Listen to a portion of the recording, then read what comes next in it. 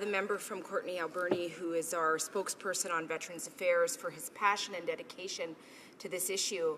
And as we share a region, we know the importance of what veterans are experiencing right now in our area and across Canada. You know, Madam Speaker, one of the great honours for me in my role as Member of Parliament for North Island Powell River is the fact that I represent 19 Wing Comox. And, you know, I've spent numerous accounts of time on the base looking and learning and listening to the members of our military there who do so much to protect people across our region and across our country and across the world. I know that right now we have, many people who are overseas doing the important work that they are being asked by this government to do, and their families are waiting for them to come home. And I know that every day they pray and hope that those people will come home to them safe and well. And that isn't always the case. Another wonderful experience for me is my role on the NATO Parliamentary Assembly, and we travel to different countries and meet with other NATO countries, and we talk about what's happening across this world. And what I hear again and again, Madam Speaker, is the deep respect that so many countries have for our men and women in uniform and the amazing work that they do. You know, it's quite amazing to travel and have people come to you and say, your military are so brave. They stand by us. They fight every day for peace. And we are so appreciative for what they've brought to our country and how they work with our countries to support peace across the world. So when I think about what we're talking about today, I'm just devastated that we have to be in this place having this conversation, Madam Speaker.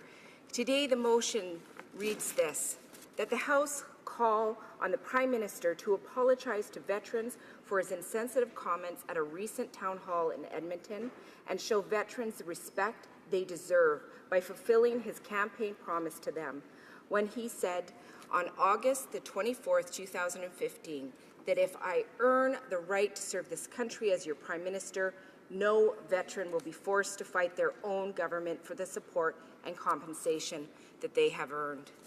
Madam Speaker, in the last election, I heard loud and clear from veterans across my riding that they were devastated by the realities that they were facing. They felt immensely betrayed by the former government and what had happened in their relationship to veterans. One of the most powerful moments for me during the election was actually coming upon some signs in one of my communities that veterans had built, that they had put in front of the Conservative candidate signs, that outlined in detail the betrayal that they had experienced. And I think that that's so important because when we were all running in this place, we heard again and again across Canada from veterans who felt profoundly betrayed, that they had faithfully gone and done exactly what this country asked them to do, and they had come home and been treated terribly.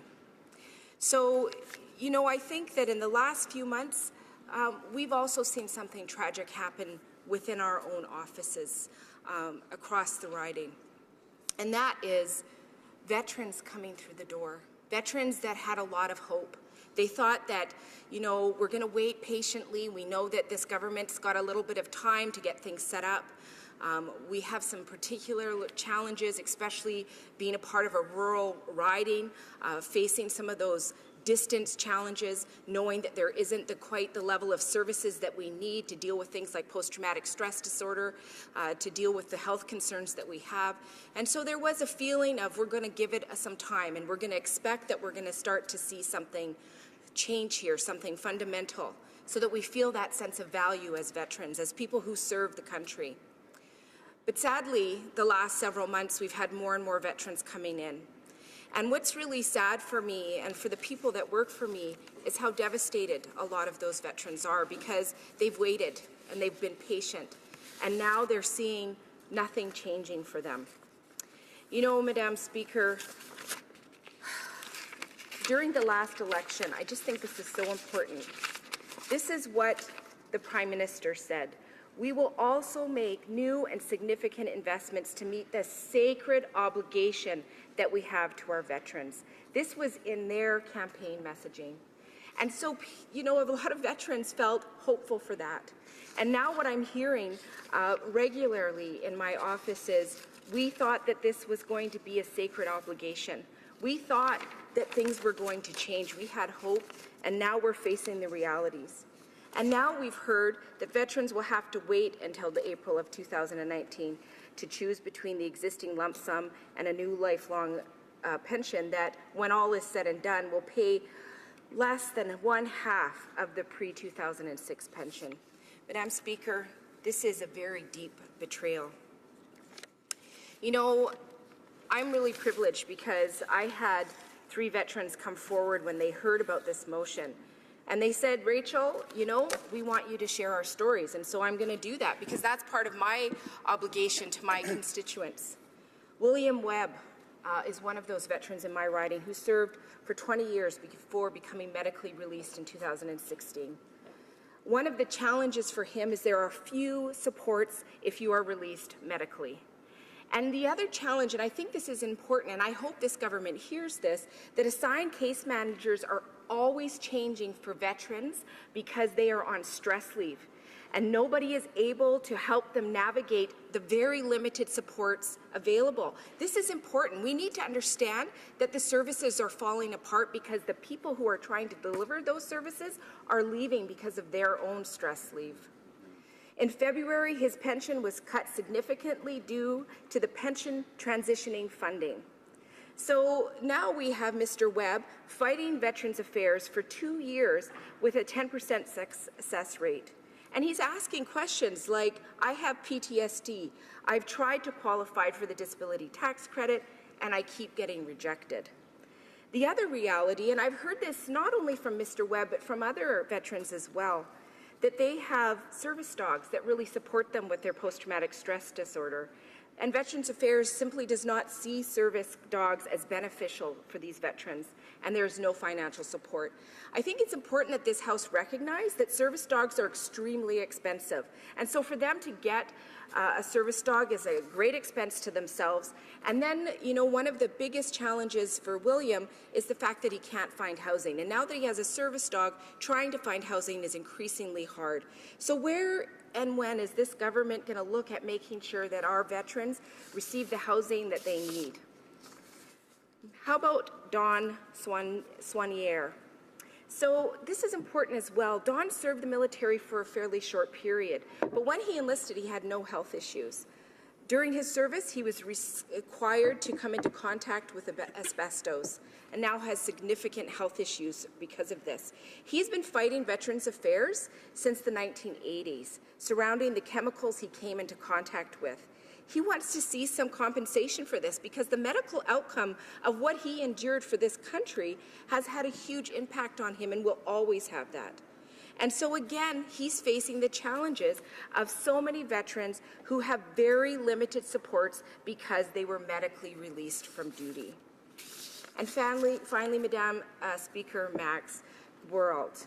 You know, Max and I have had numerous conversations, and I have a deep respect for how strongly he's working to fight for his rights every day. He was in the military and went to Afghanistan.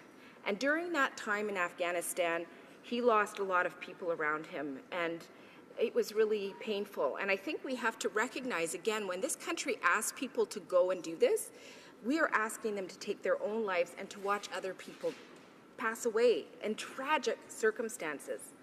When he came back, his family and his friends noticed a difference, but he felt sort of peaceful because daily life was so much easier than what he experienced. But then he had the traumatic experience of having that peace turn into violence and aggression, and he still struggles with that today. He has PTSD and is diagnosed with generalized anxiety disorder. So, you know, Max continues to struggle. He wants to see his pension reinstated. He's at risk of homelessness by the end of this month. And when and how will his little boys come visit him? These are the realities. I believe that this Prime Minister needs to stand up and apologize because what is happening across this country is not right. And I ask the Prime Minister to do the right thing.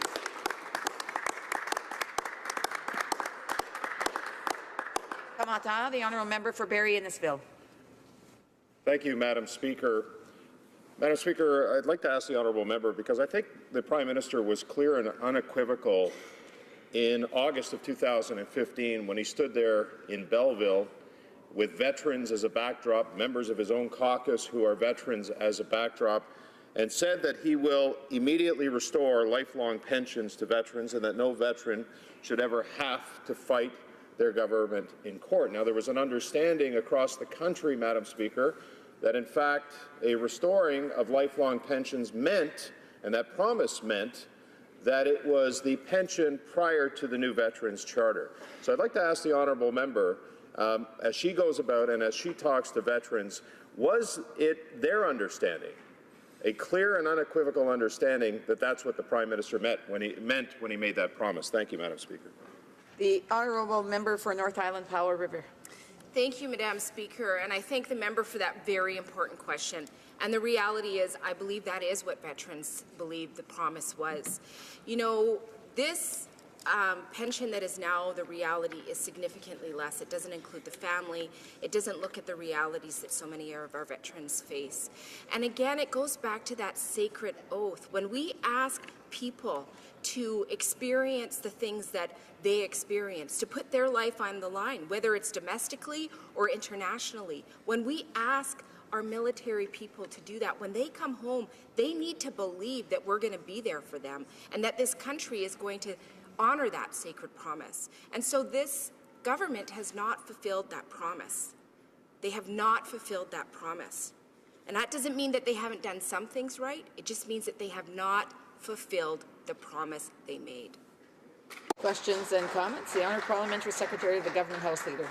Yes, thank you, Madam Speaker. You know, I was here for, five or so years, 4 and so years in opposition, when there was a very strong mood amongst the general public that went beyond just the veterans, where people were looking for more respect going towards the veterans. And when we had the change in the last federal election just 2 years ago, there have been significant achievements by this government, increasing compensation for pain and suffering, focusing on mental health, creating education benefits, investing in more into family and caregivers.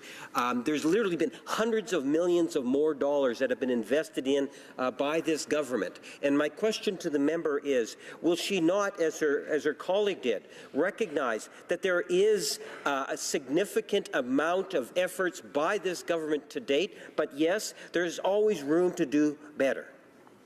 Honourable member for North Island Powell River. Thank you, Madam Speaker, and I thank the member for his question. So I'm just going to say the names again. Max, William, and Don.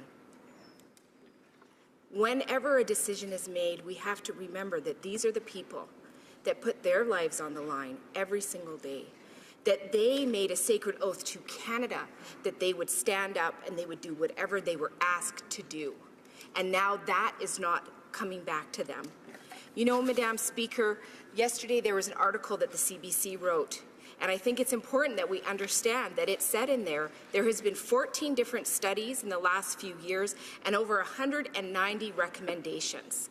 We have studied this to death. Now we need to see action. Our veterans deserve nothing less. Yeah. We have time for a brief question. The honourable member for London Fanshawe. Speaker, and I want to thank my colleague and my colleague who is now the critic for very, very important statements. Madam Speaker, those veterans outside aren't gathered there because they are happy. They're not gathered there because they are being treated fairly. They're gathered there because this government has failed. And this government, when it says, well, let's not make it partisan, it seems to me that a promise made during an election to increase the amount that veterans receive, to restore that pension, it seems to me that that was pretty partisan. They try to baffle us here with numbers. They don't tell you that people are receiving less and less. I want to know when they're going to live up to their promises and look after our veterans. Hear, hear. A very, very brief answer from the member from North Island Powell River. Well, Madam Speaker, I appreciate the passion of this member, and I think so many veterans across Canada are asking the same question: when will we see the action? When will we be part of that solution? So I hope it's very soon, and I will continue to fight for that. Here, here.